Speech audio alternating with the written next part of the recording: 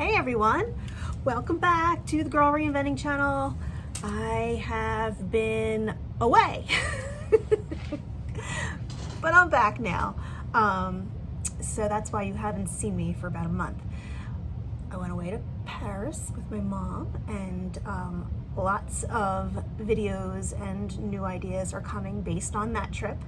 But before I get into what I'm going to be calling the summer of Paris, because all my next projects, with the exception of the one I'm going to upload right now, are going to be based on all of the sights, the sounds, all of the input and beautiful architecture and just all of the gorgeousness of Paris.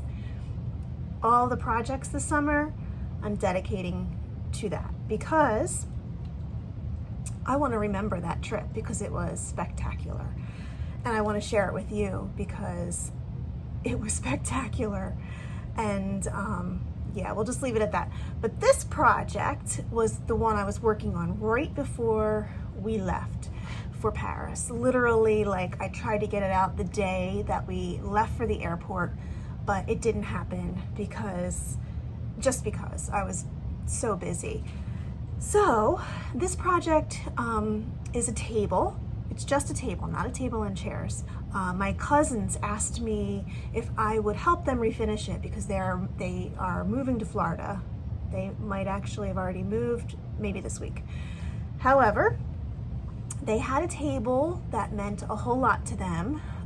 It was a solid-ish wood table that they had used from like the time that they were married and then had kids, and you know, it went from being, I think, their kitchen table into being like a craft table, but all the while the table stayed with them. Very sturdy table, and it had a lot of sentimental value to them. But it was kind of like really beat and worn and weathered and really needed an update. So they asked me if I would help them, if I thought it would be a good idea to try to refurbish it or remake it, and I did. So I'm going to share that with you. It actually came out really, really cute.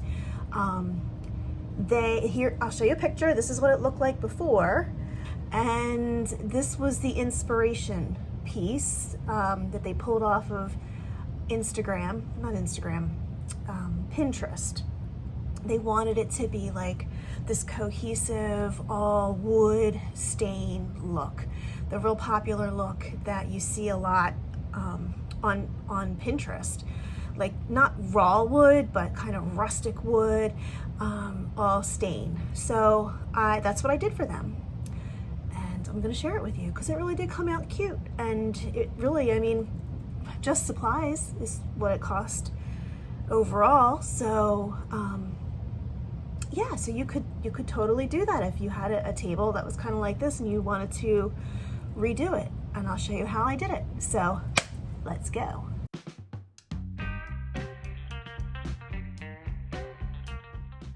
Here we are setting up for the mess that is citrus strip. I will be using citrus strip, my favorite citrusy smelling stripper, to take this paint varnish off. You can see how nasty it was, very worn and weathered, but the citrus strip worked very well.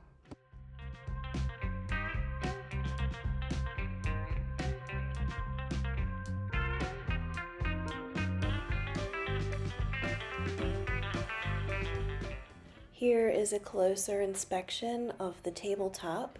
You can see how worn down it is. The varnish is pretty much already gone from the top.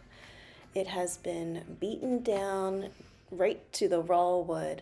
So this project, I am just going to use my handy dandy scraping tool, and that did the trick in about an hour and a half.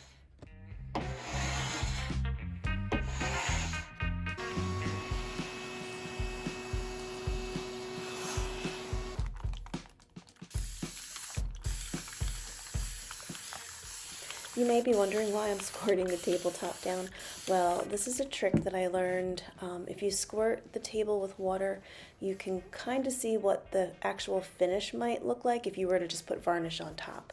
This table leans more toward yellow. This is important for later because I want this table to be more brown. So I may have to mix some stains up, and you'll see what I do.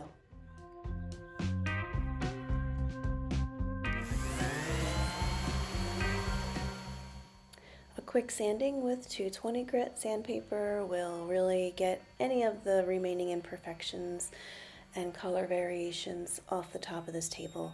There had been some areas where the kids had been using paints and stains and things like that. So that went right down and got rid of that. Now I'm putting an 80 grit pad on the orbital sander because I want to rip through the bottom surface of the table so that I can test out some stain colors on the actual wood. And that's what I have gone on to do here. You'll see I'm playing around with colors, different stains. This is the dark walnut from Minwax that I picked up thinking that that might be a good fit. And then I grabbed some driftwood from Minwax. That's what's going on next. I end up mixing the two together a little bit just to see what kind of a color variation I would get. And then I just had fun with some stains I had left over in the house. I added different colors, different textures, different whitewashes. I think that was the beech wood. But number 6, that was the winner. I sent this picture over to my cousin and she chose that number 6. Back onto the legs. We're going to check to see if they're ready for stripping, and they are, so we will get to doing that.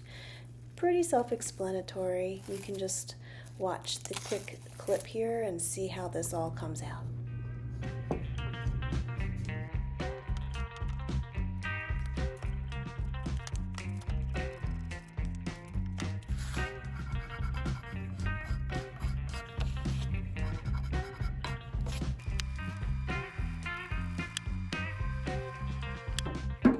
Using some mineral spirits here to clean the stripped legs down, taking off any extra residue that might have been left behind.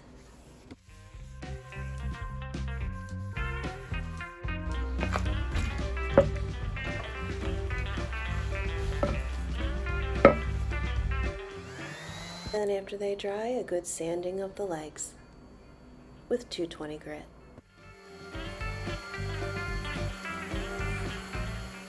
If I had a fancy surf prep sander, I'd be able to get into all these little grooves, but I don't, so making do. Okay, denatured alcohol. I learned this little tip when we were refinishing the molding in our house. Everywhere that you see the tannins leaching through on raw wood, you can use a little denatured alcohol to dry it out before you paint or stain so that the tannins kind of stay locked deeper down into the wood. Anyway, that's what the contractor told me, and that's what I've been doing since, and it's worked out pretty well. So I did that here because I'm staining and I didn't want to see any residual tannins coming through. All right, on to the prep here. We are using some wood conditioner, pre-stained wood conditioner, I believe it's Minwax, to kind of keep it from getting blotchy. All right, this is the driftwood Minwax stain. I'm going to start off with this color because it kind of has a bit of a green tint-ish, the driftwood does. So the green mixed with the yellow, I'm hoping will kind of turn it more brown. And then I'm topping it with the dark walnut. After the driftwood dried, the driftwood stain, coming back on top with the dark walnut. And you'll see it really gave it a really nice stained brown dark walnut finish. You see no yellow or orange coming up in the next couple of clips.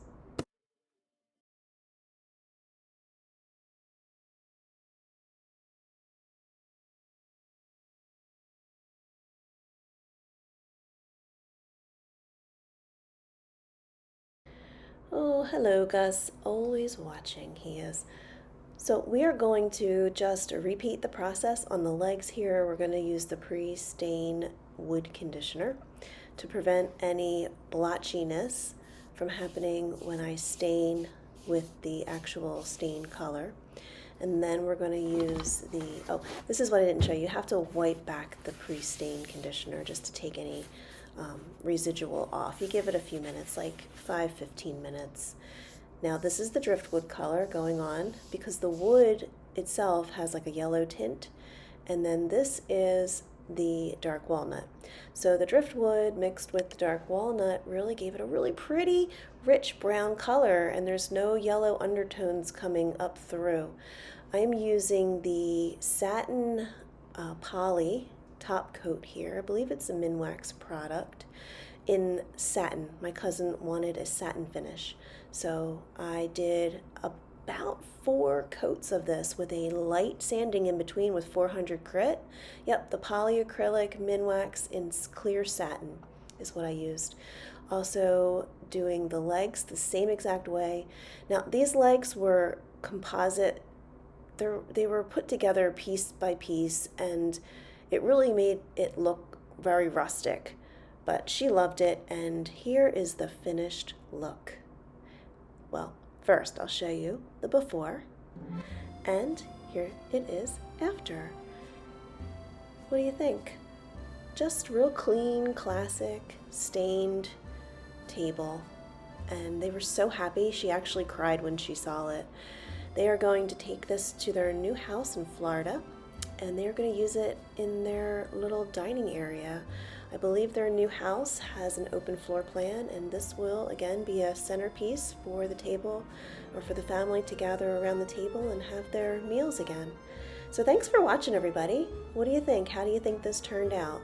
They were really happy, and it was really easy. And as I sign off here, I just want to say hello to all the new subscribers. I hope you're enjoying the channel. I really enjoy making the videos. I had no idea how much fun it could be. And I really look forward to the summer because we are going to have some fun with color and remember Paris. So, see y'all later. A bientôt. Au revoir.